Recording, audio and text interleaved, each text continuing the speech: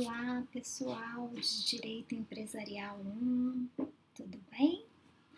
Vamos então dar continuidade ao nosso estudo da unidade 5, que trata sobre o estabelecimento empresarial.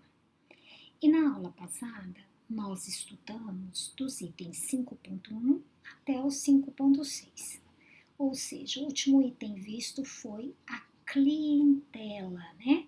O que seria a clientela? A clientela é um bem, não é um bem do estabelecimento empresarial?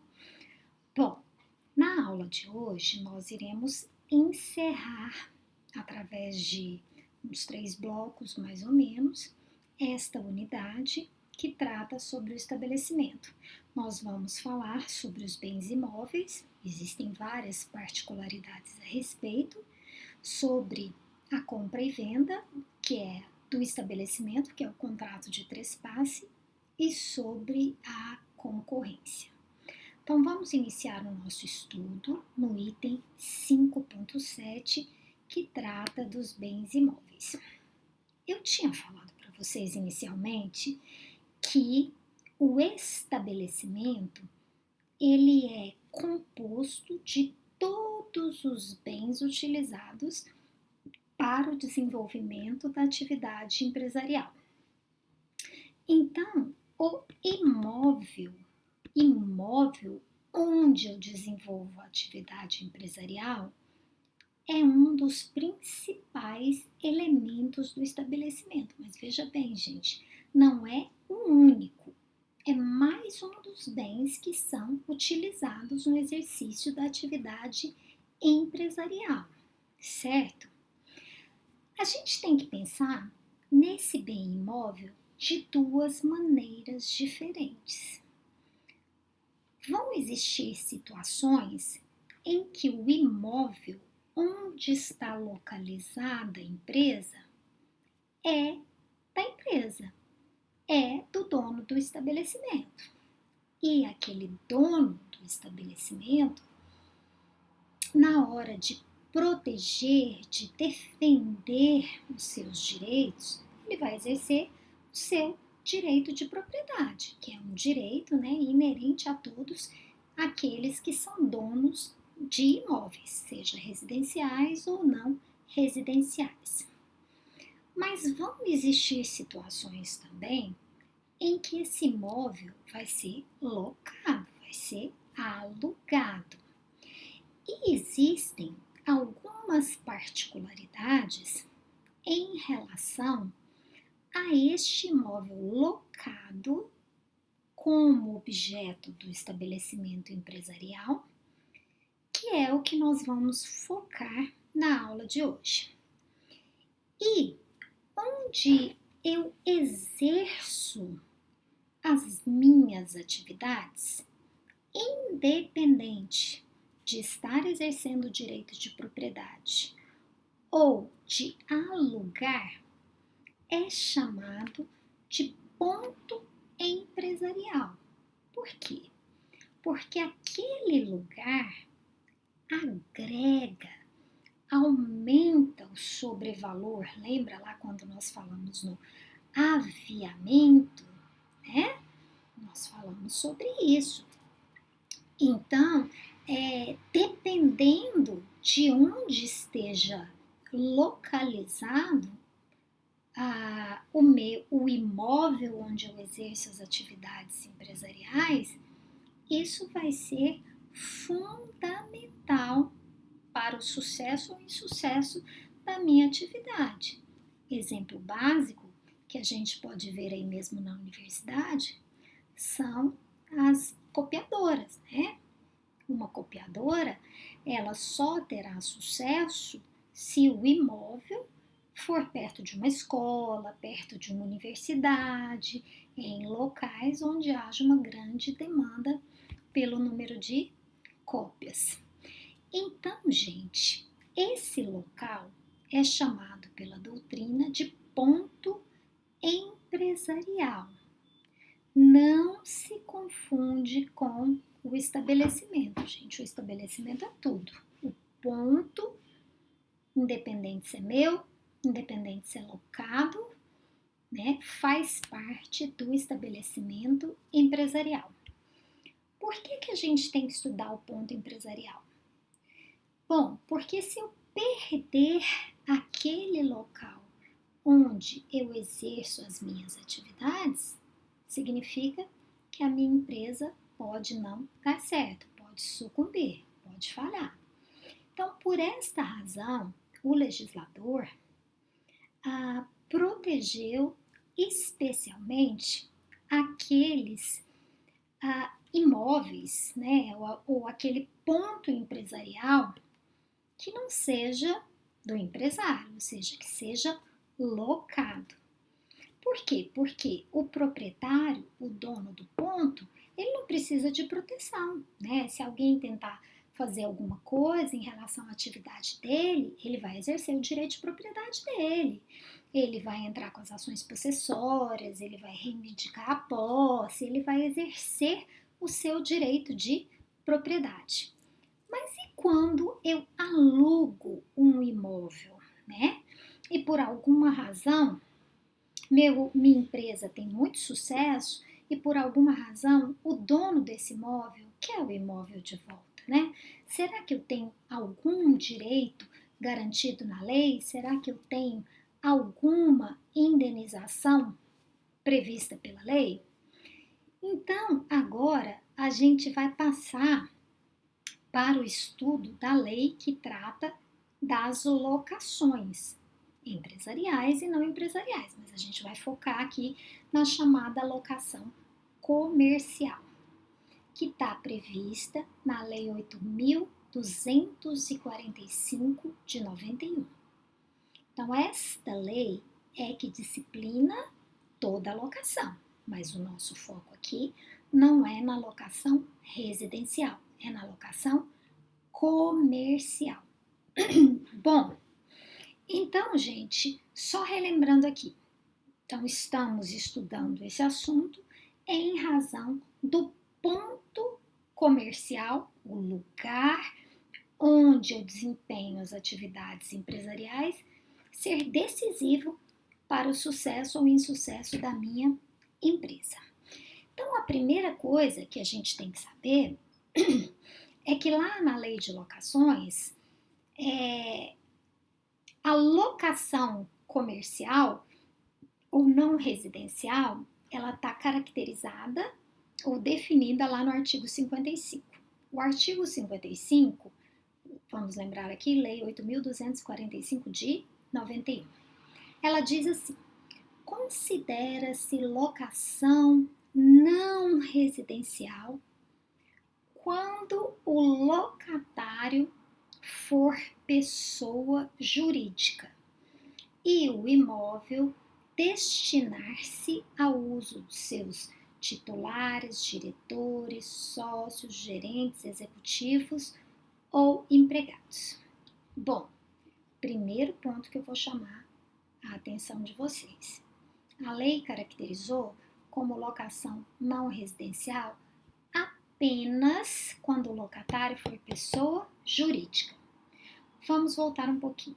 Eu disse para vocês que essa lei é de 91, antes do advento da teoria da empresa, que ocorreu em 2002. Então, o primeiro ponto que a gente tem que ressaltar aqui é que a lei, se você fizer uma interpretação gramatical, quando esta locação for para o empresário individual, que é pessoa física, ele não estaria incluído. Mas a gente tem que fazer a adaptação, né? E a gente tem que fazer uma interpretação sistemática de toda a legislação. Então, gente, a locação não residencial, comercial, ela vai ser aplicada, na verdade, ela vai ser caracterizada toda vez que for utilizada para o desenvolvimento de uma atividade empresarial, seja ela qual for, tá? Então, não unicamente para a pessoa jurídica. Então, esse é o primeiro ponto aí que eu tenho que ressaltar em relação ao artigo 55. Outra coisa, lei, vocês vão ver a seguinte expressão, que é direito de inerência ao ponto. O que é isso, gente? É o direito do locatário. Então, aqui nós temos duas partes: locador, o dono do ponto, o dono do imóvel, e locatário, o dono do ponto empresarial, local onde ele desenvolve as atividades empresariais dele. O que seria direito de inerência ao ponto? Não é que eu tenho direito ao imóvel, mas eu tenho direito a continuar exercendo a minha atividade empresarial naquele ponto empresarial onde eu já estou estabelecido. Esse direito do locatário, chamado de direito de inerência a um direito absoluto, de jeito nenhum. É um direito que só vai poder ser exercido se cumpridas determinadas condições. Então, são essas condições que nós vamos estudar agora, ou seja, quais são os requisitos para que o locatário, para que o empresário locatário possa renovar a sua locação, mesmo contra a vontade do proprietário. Lembrem-se, gente, que aqui vão haver dois direitos em contraste.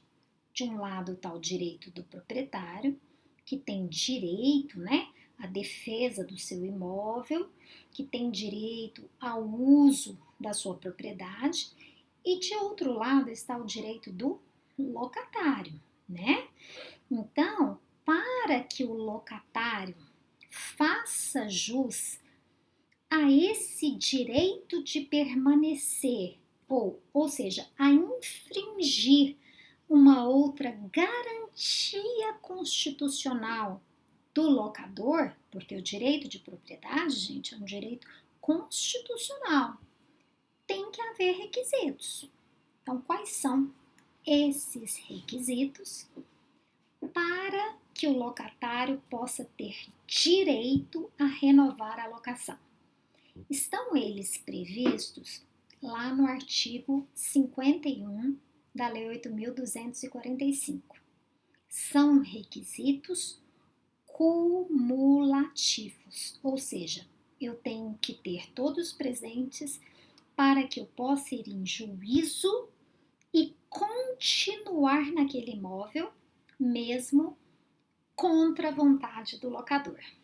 Primeiro, tem que haver contrato escrito com prazo determinado. Mas eu já estou lá no imóvel tem 10 anos, nós nunca fizemos contrato escrito. Você não vai poder pleitear a chamada ação renovatória da locação. A lei exige um requisito formal. Tem que haver contrato escrito e cada um desses contratos escritos tem que ser feitos com prazo determinado. Pode ser um de 1 ano, um de 2, um de 3, um de 5. Segundo requisito, para que eu possa pleitear a ação renovatória em juízo, eu tenho que ter no mínimo 5 anos de relação locatícia. Eu tenho que estar naquele ponto há pelo menos 5 anos. Podem ser vários contratos que somados dão esse total de 5 anos, mas eu tenho que estar lá há pelo menos 5 anos para poder pleitear a renovação. Bom, vamos supor que entre a assinatura de um contrato e outro, a gente fique sem contrato. Vamos supor, o meu contrato vence 31 de dezembro. E eu estava viajando, o locador estava viajando e quando nós retornamos, fizemos um contrato e deu 15 dias de intervalo entre um contrato e outro. Nessa situação, o STJ fala que pequenos intervalos entre um contrato e outro não excluem o direito. terceiro requisito da renovatória. Além de ter pelo menos 5 anos de contrato, eu tenho que estar exercendo a mesma atividade econômica há pelo menos 3 anos ininterruptos. Vamos supor que eu tenho 5 anos de contrato. Nos primeiros 2 anos de contrato, estava lá que eu era um salão, né? Que a minha atividade econômica era um salão, uma barbearia. O salão não estava bem, né? E eu percebi que eu estava do lado de um cartório, por exemplo. Eu fiz uma alteração contratual, comprei máquinas copiadoras e comecei transformei-me numa copiadora. Se eu me transformei em uma copiadora e eu quero ter esse direito à renovação do ponto, eu tenho que ter pelo menos 3 anos nessa atividade, senão eu não vou ter direito à renovatória. E tem mais um requisito aqui, que é um requisito, na verdade, que a gente vai encontrar não aqui no artigo 51, nos incisos 1, 2 e 3, que são os requisitos que são trazidos pela doutrina, mas a gente vai encontrar lá no parágrafo 5º desse mesmo artigo 51, que também eu considero um requisito, porque se eu não cumpri-lo, a minha ação renovatória vai ser denegada por falta de cumprimento desse requisito. Qual é? Eu tenho que protocolar, eu tenho que ajuizar a minha ação renovatória entre 1 ano e 6 meses do fim do contrato. O que significa isso? Eu tenho um contrato de 5 anos. No último ano do contrato, eu já pergunto assim, você vai renovar, locador? O locador fala, olha, eu não vou renovar mais não tem interesse, aluguel está muito barato, a gente não chega num consenso, por exemplo, em relação ao reajuste do aluguel. Então, o locatário vai pegar esses primeiros 6 meses do último ano do contrato e tem que protocolar o pedido dentro desse prazo. Por quê? Porque o juiz, ele tem que decidir antes do vencimento do contrato. Ele tem que decidir pela permanência ou não antes desse ano final. Então, por isso que a lei estipulou esse prazo decadencial para dar entrada na ação. Bom, outra coisa, esse direito de inerência ao ponto, de permanência do locatário no ponto, fundamenta-se, como eu disse, na Lei 8.245 de 91, que é uma lei ordinária. Por outro lado, o direito de propriedade do locador é um direito que é previsto na Constituição Federal e é uma garantia fundamental. Então, gente, para que esta renovação obrigatória, né, possa valer, possa ser validada pelo juízo, né, os requisitos têm que ser estritamente observados. Não se esqueçam, esses dias mesmo eu tive um cliente aí que me procurou que ele tinha 3 anos de contrato e esses 3 anos foi contrato oral, não foi contrato escrito. E depois ele tinha mais 3 anos de contrato escrito. Dá para pedir a renovatória? Não, não dá para pedir a renovatória, gente, tá? Então, cuidado, 3 requisitos cumulativos. Vou dar uma paradinha e continuar no próximo bloco.